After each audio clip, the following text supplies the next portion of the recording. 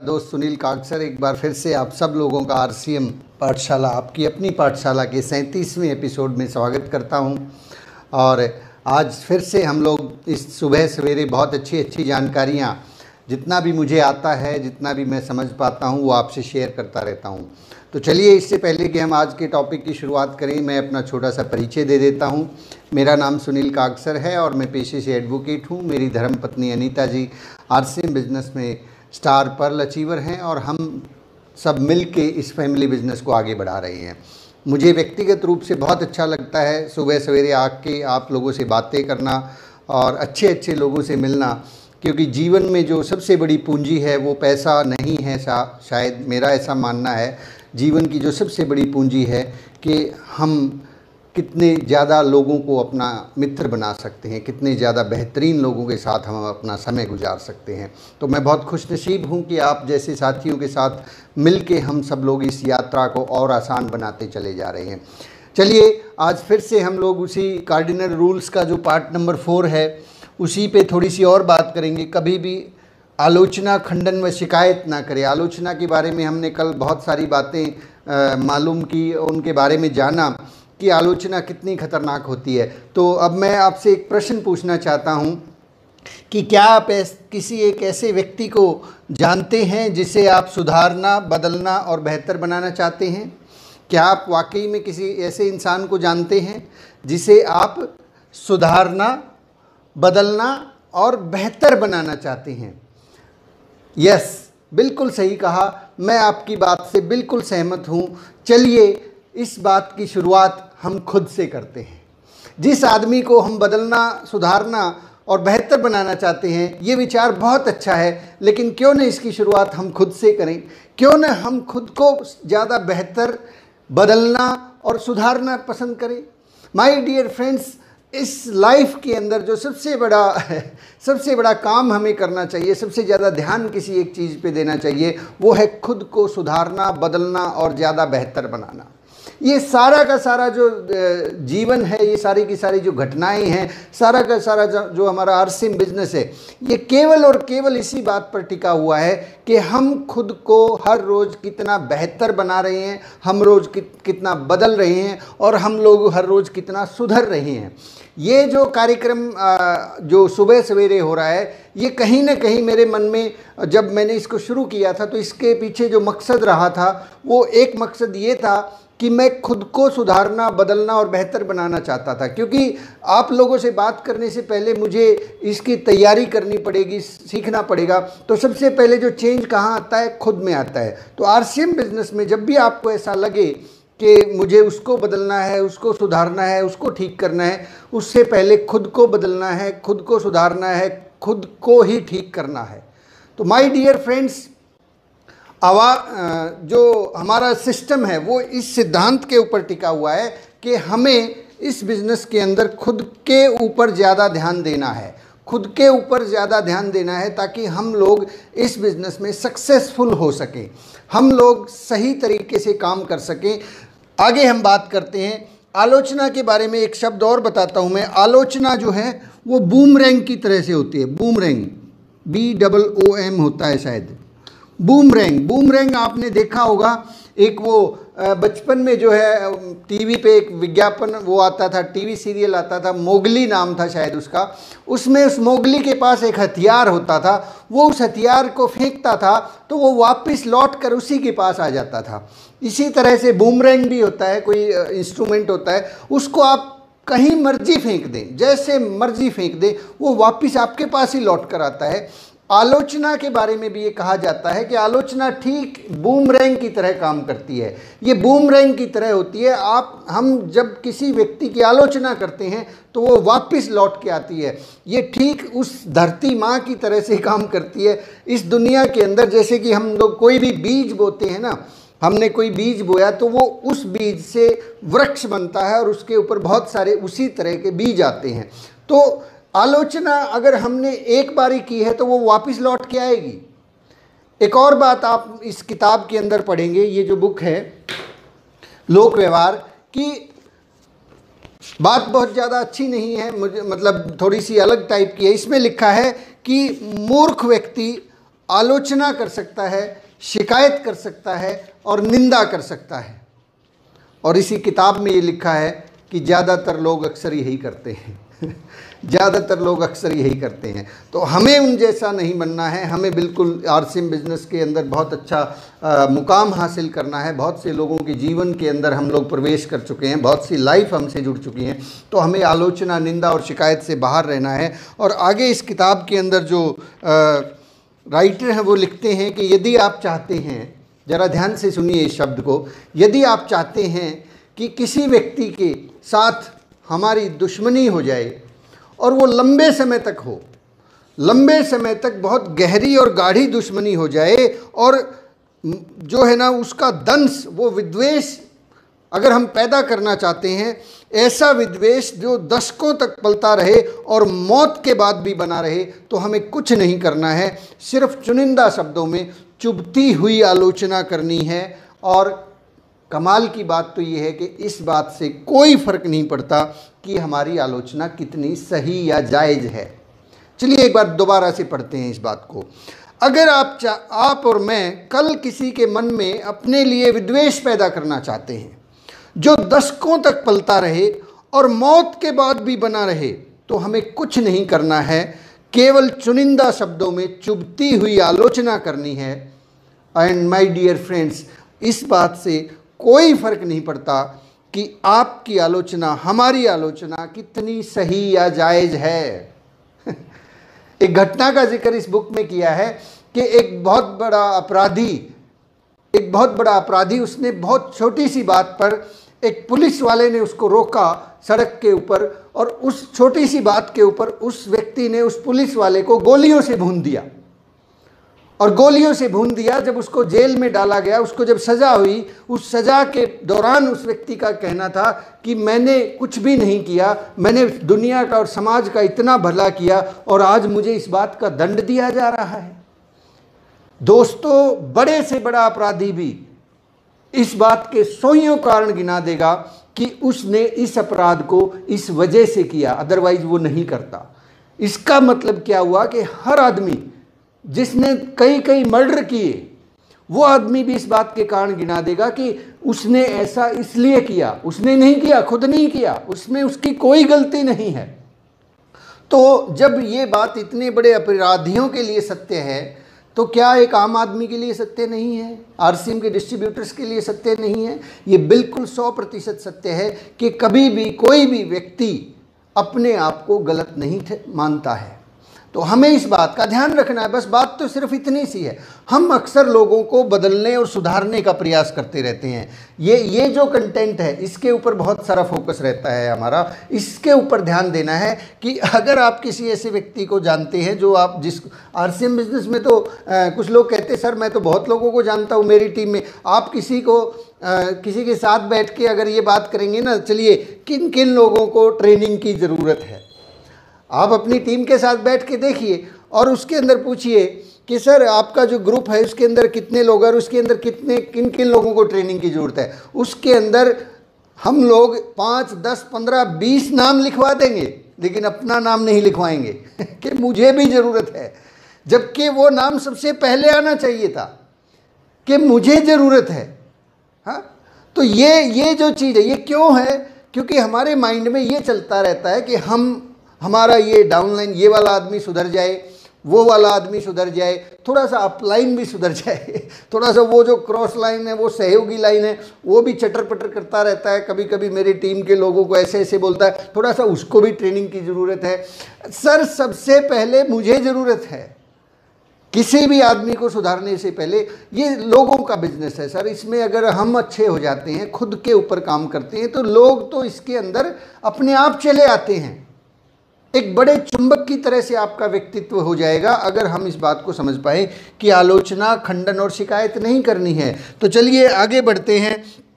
खंडन के बारे में हम बात करते हैं कि ये खंडन क्या है। खंडन करना किसको कहते हैं? खंडन, और कैसे करते हैं खंडन और कैसे नहीं करना है। शायद ऐसे ही लिखते हैं, मेरी हिंदी थोड़ा कमज़ोर है।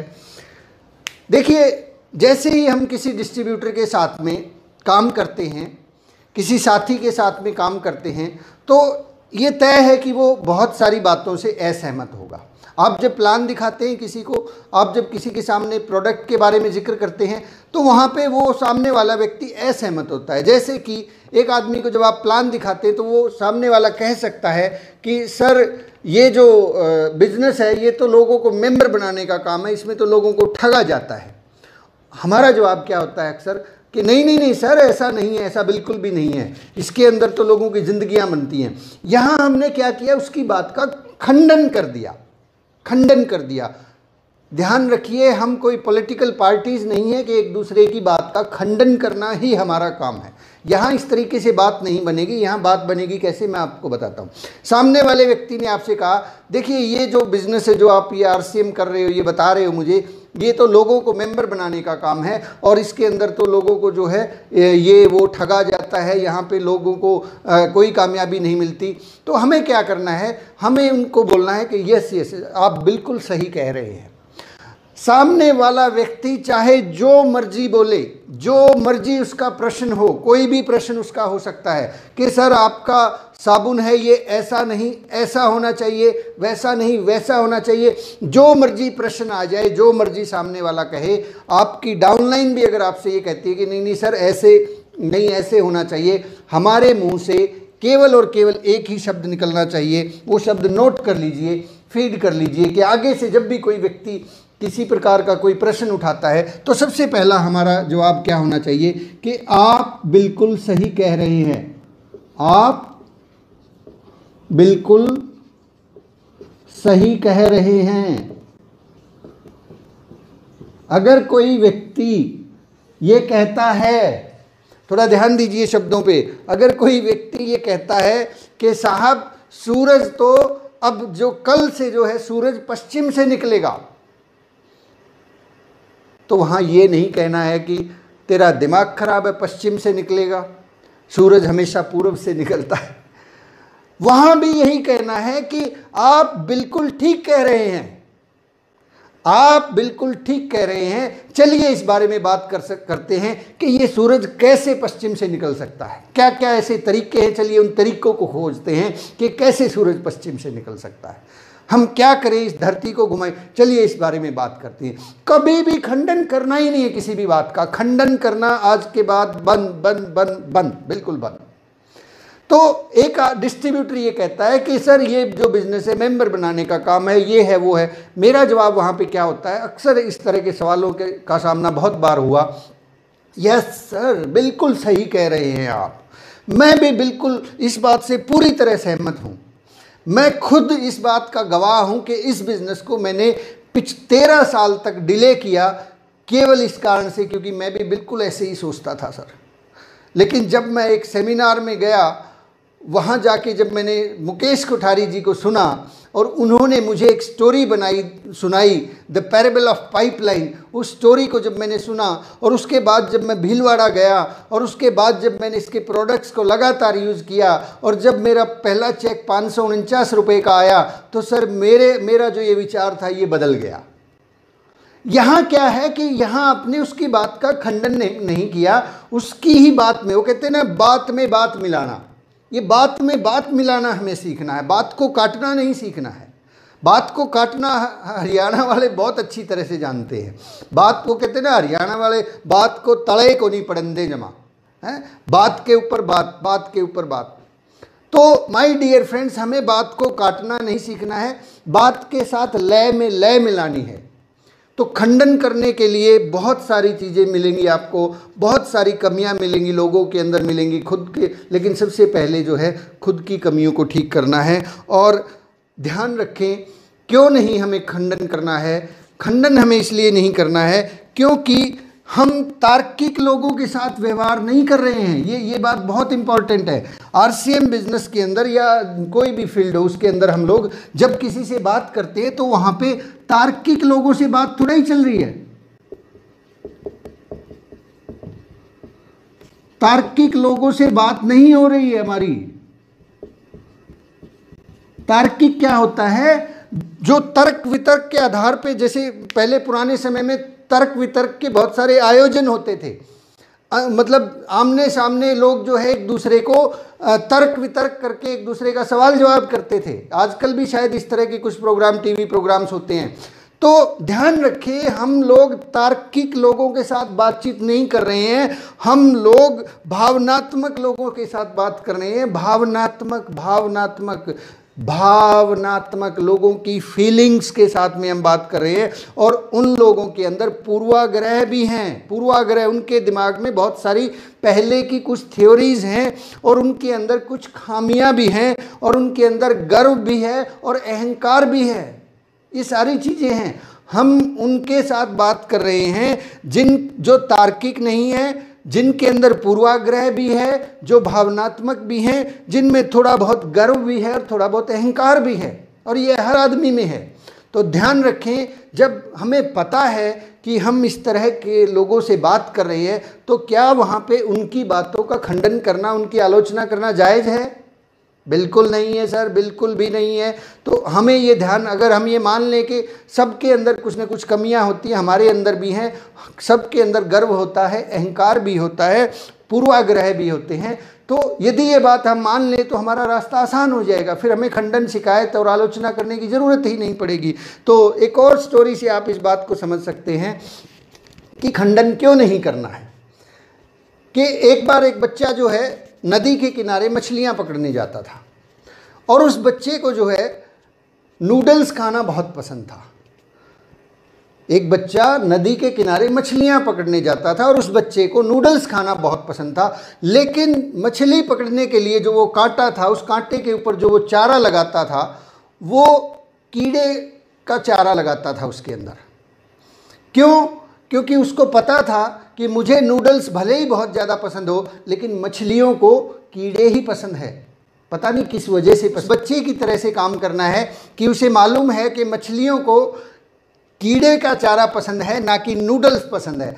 हमें हो सकता है बहुत सारी चीज़ें पसंद हो, हमें हो सकता है कि बहुत सारी चीज़ें अच्छी लगती हों, हमें हो सकता है कि कुछ खाना ज़्यादा पसंद हो, हमें हो सकता है कि हमें ये किताब बहुत पसंद हो, लेकिन हो सकता है सामने वाले को पसंद ना हो। तो सामने वाले की पसंद के अनुरूप हमें बातचीत करनी है। तो कभी भी खंडन, आलोचना और शिकायत नहीं करनी है, क्योंकि खंडन, आलोचना और शिकायत से कभी भी कोई भी फ़ायदा नहीं होता है। अक्सर कई बार ऐसा होता है जब हम होम मीटिंग्स के लिए जाते हैं तो वहाँ पर कोई ना कोई राजनीतिक विषय छिड़ जाता है। आप हो सकता है किसी एक पर्टिकुलर पार्टी से बिलोंग करते हो, आपको किसी पार्टी की विचारधारा पसंद हो, लेकिन सामने वाले को किसी दूसरी पार्टी की विचारधारा पसंद है। तो मिक्स कर देते हैं कई बार कुछ चीज़ों को कि ना ये इसलिए सही नहीं है, ऐसे सही नहीं, आपको समझना चाहिए, देश के अंदर ये ठीक नहीं हो रहा है, उन्होंने ये ऐसे नहीं किया, वैसे नहीं किया। मैं तो अक्सर करता क्या था, मैं तो एक कदम और थोड़ा आगे जाता था। जब भी किसी के घर में मार्केटिंग प्लान के लिए बातचीत होती है, और आज भी जब भी होती है, तो सबसे पहले तो वहाँ पर अगर कोई अखबार या कुछ इस प्रकार की चीज़ होती थी तो उसको चुपके से उठा के मेज़ के नीचे रख देता था, क्योंकि अखबार अगर रहेगा तो अखबार की कोई हेडलाइन या तो मुझसे पढ़ी जाएगी या सामने वाला पढ़ लेगा, और जैसे ही वो पढ़ेंगे उसी तरह के विचार आएंगे। अगर टीवी चल रहा होता तो मैं सबसे पहले निवेदन करता कि सर थोड़ा सा मुझे सिर में दर्द है, आप जब तक चाय बनाते प्लीज़ एक बार टीवी को बंद कर दीजिए। तो माय डियर फ्रेंड्स, हमें इस बात का ध्यान रखना है कि हम तार्किक लोगों से व्यवहार नहीं कर रहे हैं, हम भावनात्मक लोगों से व्यवहार कर रहे हैं, जिनमें पूर्वाग्रह भी हैं, खामियां भी हैं और कमियां भी हैं। तो चलिए आगे बात करते हैं। शिकायत ना करें, ये बहुत इंपॉर्टेंट टॉपिक है। शिकायत, ये शिकायत के ऊपर बहुत सारा बातचीत करने की ज़रूरत है। शिकायत ना करें, शिकायत ना करें। क्यों ना करें शिकायत? बहुत बार आप कहेंगे कि यस, क्यों ना करें शिकायत? शिकायत करना तो हमारा फर्ज है। शिकायत में और इन्फॉर्मेशन देने में बहुत फ़र्क होता है। एक होती है शिकायत और एक होती है इन्फॉर्मेशन देना। चलिए, शिकायत और इन्फॉर्मेशन दो शब्द हैं। शिकायत या सलाह भी आप उसको कह सकते हैं, या इन्फॉर्मेशन आप कह सकते हैं। एग्जाम्पल के तौर पे इसको अगर सलाह और इसकी जगह पे दूसरे शब्दों में अगर हम कहेंगे, फीडबैक ज़्यादा बेहतर रहेगा। फीडबैक। कभी कभी क्योंकि इतनी बड़ी कंपनी है, इतने सारे पिकअप सेंटर्स हैं, इतने सारे प्रोडक्ट्स हैं और इतने सारे डिपो हैं, इन सब के होने के बावजूद इतना बड़ा बेहतरीन सिस्टम है, 20 साल का कंपनी का अनुभव है, बहुत बड़ा आरसीएम वर्ल्ड है हमारे पास। अभी दुनिया का सबसे बेहतरीन जो है हमने सैप नाम का सर्वर लगाया है, उसके बावजूद भी अभी बहुत सारी चीज़ें इम्प्रूव होना बाकी हैं, बहुत सारे काम हैं जिसके ऊपर आरसीएम को काम करना है, हमें भी काम करना है, आरसीएम बिजनेस भी काम कर रहा है, टीसीजी भी काम कर रहे हैं, डाउनलाइन भी काम करी, क्रॉस लाइन भी काम करी, कंपनी, सब लोग मिलके काम कर रहे हैं। तो जब भी कोई ऐसा चैलेंज आता है, जब आप इस बिज़नेस को करते हैं तो कई सारे चैलेंज आएंगे, तो उस वक्त 2 कंडीशन होती हैं। पहली कंडीशन ये कि हम शिकायत करें कि साहब उस एरिया में बिज़नेस इसलिए नहीं बढ़ सकता क्योंकि वहाँ पिकअप सेंटर ही नहीं है। और दूसरा चीज़ क्या है, कभी कभी किसी प्रोडक्ट के अंदर आपको लगता है कि नहीं इसके अंदर तो और अच्छा हो सकता था, उसके अंदर बहुत से लोग शिकायत करना शुरू कर देते हैं कि सर ये क्या बना दिया आपने, इसकी क्या ज़रूरत थी। शिकायत ना करें, आप फीडबैक दें। अपलाइन के पास भी जब आप फ़ोन करते हैं तो नीचे क्या हो रहा है, वो शिकायत ना करें। शिकायत करेंगे तो आपकी जो अपलाइन है वो आपके उनके मन में एक छवि बन जाती है कि ये आदमी हमेशा शिकायत करता रहता है कि वो काम नहीं करता जी, वहाँ पे ये नहीं हो रहा जी, वो नहीं हो रहा जी। शिकायत करने वाले व्यक्ति को ध्यान रखिए कोई भी पसंद नहीं करता है। आप उस बच्चे को कतई नहीं उठाना चाहेंगे जो बच्चा हमेशा रोता रहता है। आप हमेशा उस बच्चे को अपनी गोद में लेना चाहेंगे जो बच्चा हंसता है, मुस्कुराता है और खिलखिलाता है। लेकिन इसका मतलब ये नहीं है कि जो चीज़ है, जिस चीज़ के अंदर कुछ इम्प्रूवमेंट है, उसके लिए हम फीडबैक भी ना दें। फीडबैक देना है, फीडबैक देना है। क्या किया जा सकता है? मुझे मेरी अपलाइन ने बहुत पहले एक बात बताई थी कि हमेशा जब भी आपके सामने कोई चैलेंज आता है, उस चैलेंज को उठा के यूं का यूं किसी को ना परोसें। उस चैलेंज के साथ समस्या अगर कोई है तो उसके समाधान के साथ जाएं अपनी अपलाइन के पास कि इसका समाधान ये हो सकता है। आप सुझाव दें। सुझाव, फीडबैक को हिंदी में सुझाव बोलते हैं। शिकायत एक अलग चीज़ होती है, सुझाव बिल्कुल अलग चीज़ होती है। बात वही है साहब, बात वही है, लेकिन मायने बदल जाते हैं। बात वही है, कहने का अंदाज बदल जाता है। तो शिकायत अगर हम करते हैं, शिकायत का हमारा लहजा रहता है तो बात नहीं बनेगी। सुझाव की तरफ अगर हम जाएंगे तो बात बनेगी। कंपनी ने इसीलिए तो आरसीएम बिजनेस की वेबसाइट के ऊपर फीडबैक एंड सजेशन का कॉलम डाला हुआ है। वहाँ पे लिखा हुआ है कि यदि आप कोई फीडबैक देना चाहते हैं किसी प्रोडक्ट के बारे में, किसी सिस्टम के बारे में, कुछ भी आप चाहते हैं तो वहाँ पे फीडबैक और सजेशन दें।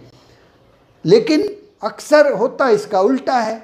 कोई चीज़ में कभी कभी हमें लगता है कि ऐसे नहीं होनी चाहिए, उसके बारे में शिकायत करते हैं, सर क्या ये कंपनी ने पता नहीं ये क्या कर दिया जी, ये देखो जी सैप सर्वर तो लगा दिया लेकिन पिछले 15 दिन से बिल ही नहीं कट रहे हैं जी। हाँ, अभी जो है मैं पिकअप सेंटर पे गया था, वहाँ तो सामान ही नहीं है सर, वहाँ तो ये प्रॉब्लम है, वहाँ तो वो प्रॉब्लम है। तो हम प्रॉब्लम्स को गिनवाते रहते हैं, प्रॉब्लम्स को नहीं गिनवाना है, हमें उन प्रॉब्लम्स का समाधान ढूंढना है। शिकायत तो आदरणीय वत्स साहब भी कर सकते थे कि टीसीजी क्या करें, आरसीएम बिजनेस कैसे करें, ये कपड़ा तो आप भीलवाड़ा में बनाते हो, किट भीलवाड़ा से लेके आनी पड़ती है, जींद में होता तो मैं कर लेता। अगर उन्होंने ऐसी शिकायत की होती तो आज डायमंड होते क्या। शिकायत तो रवि शर्मा जी के फादर ओपी शर्मा जी भी कर सकते थे कि क्या छाबड़ा जी ये कोई बात है, मुझे लोगों के घर घर जाके ये कपड़ा बेचना पड़ता है, कोई ऐसा सिस्टम निकालो ना कि मैं घर बैठे बैठे ही सारा काम कर सकूं। वो उस वक्त अगर ऐसा बोलते तो आज इस बिज़नेस के अंदर रवि शर्मा जी स्टार डायमंड ना होते। उनको पता था कि ये जो शिकायतें हैं, ये जो चैलेंज है, ये टेम्परेरी होते हैं। जिन चीज़ों को हम शिकायत मानते हैं ना आरसीएम बिजनेस के अंदर, मैंने 7 साल के अनुभव से ये जाना है, जिन चीज़ों को लोग शिकायत करते हैं, जिन चीज़ों की हम लोग भी शिकायत करते हैं, वो चीज़ें, शिकायतें क्या हैं बेसिकली, शिकायतें क्या हैं, चैलेंज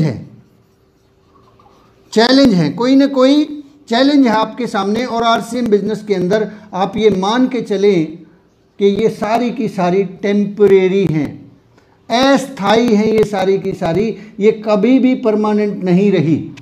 बहुत से लोग उस वक्त इस बिज़नेस को छोड़ के चले गए जब पहली बार आरसीएम बिज़नेस के अंदर साबुन लॉन्च हुआ था, कपड़े धोने का साबुन लॉन्च हुआ था। उनको ये शिकायत थी कि साबुन को कौन खरीदेगा, यहाँ तो सर्फ लॉन्च होना चाहिए था, और उस शिकायत की वजह से वो इस बिज़नेस को छोड़ गए। बहुत से लोग इस शिकायत की वजह से इस बिज़नेस को छोड़ जाते हैं कि पिकअप सेंटर बढ़िया नहीं है, वहाँ पे सामान पूरा नहीं मिलता है। लेकिन आज आरसीएम वर्ल्ड खुलने जा रहे हैं, आरसीएम वंडर वर्ल्ड खुल रहे हैं हर जगह के अंदर। बहुत से लोग पैकिंग को लेके इस बिज़नेस को छोड़ के चले जाते हैं। आप इस बिज़नेस में बने रहें, क्योंकि हर चीज़ का समाधान आरसीएम के पास है। आज नहीं है तो कल हो जाएगा, कल नहीं है तो परसों हो जाएगा। हमें शिकायत की जगह सुझाव दे सकते हैं, सुझाव के साथ में समाधान भी देना है, सुझाव के साथ समाधान भी सुझाव के अंदर आप शामिल करें। दूसरी बात, बहुत सारी शिकायतें अपलाइन और डाउनलाइन की वजह से भी होती हैं। अपलाइन की वजह से कुछ लोग शिकायत करते हैं, सर मेरा अपलाइन जो है अच्छा नहीं है।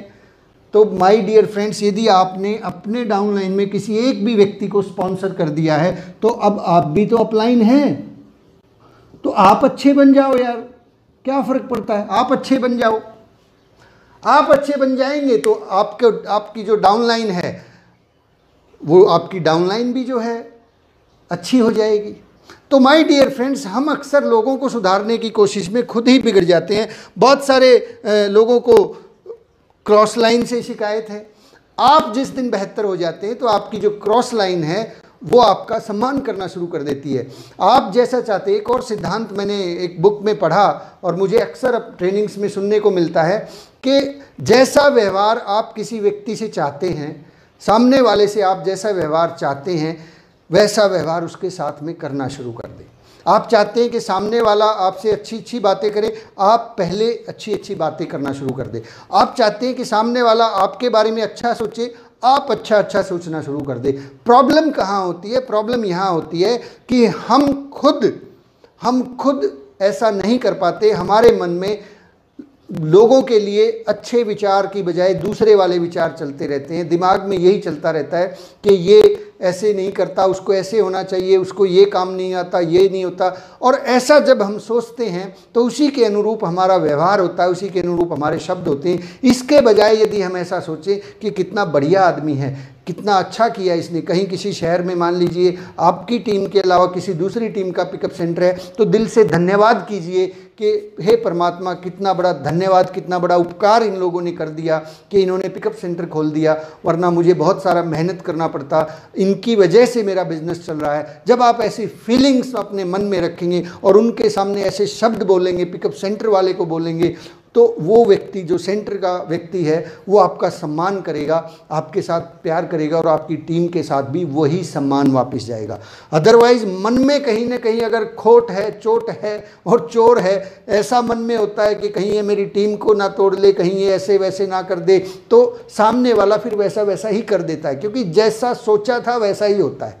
इस दुनिया में हमेशा वही होता है हमारे साथ जो हम सोचते हैं। तो माय डियर फ्रेंड्स, आज की बातचीत को हम यहीं विराम देते हैं। हमें बिल्कुल भी शिकायत, आलोचना और खंडन से बचना है और बचना है। ये काम एक दिन में नहीं होगा, अचानक से नहीं होगा, ये काम धीरे धीरे हो सकता है। इस काम को यदि आप वाकई में बिल्कुल सीरियस है इस काम को लेके, तो मैं आपसे निवेदन करूंगा कि लोक व्यवहार का जो ये पहला चैप्टर है, ये केवल 20, 25, 15, 20 पेज का है। हर रोज़ सुबह जब आप घर से निकलते हैं, प्लान दिखाने के लिए निकलते हैं, बिजनेस के सिलसिले में निकलते हैं, काम के सिलसिले में निकलते हैं, तो एक बार इस चैप्टर को ज़रूर पढ़ लीजिएगा। ये केवल और केवल 15 से 20 पेज आपकी ज़िंदगी के अंदर, हमारी ज़िंदगी के अंदर बहुत बड़ा बदलाव लेके आ सकते हैं।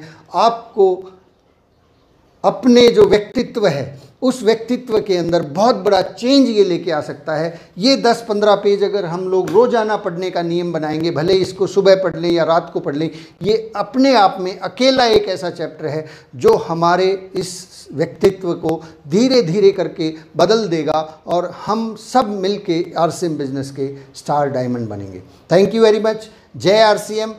चैनल को लाइक कर सकते हैं, सब्सक्राइब कर सकते हैं और लोगों से शेयर कर सकते हैं, ताकि हम सब मिलकर एक बहुत ही मजबूत संगठन बना सकें और पूरी की पूरी जो ये आरसीएम बिज़नेस है, इस आरसीएम बिज़नेस को हम नंबर 1 पर लेके जा सकें। थैंक यू वेरी मच, बहुत बहुत शुक्रिया। जय आरसीएम।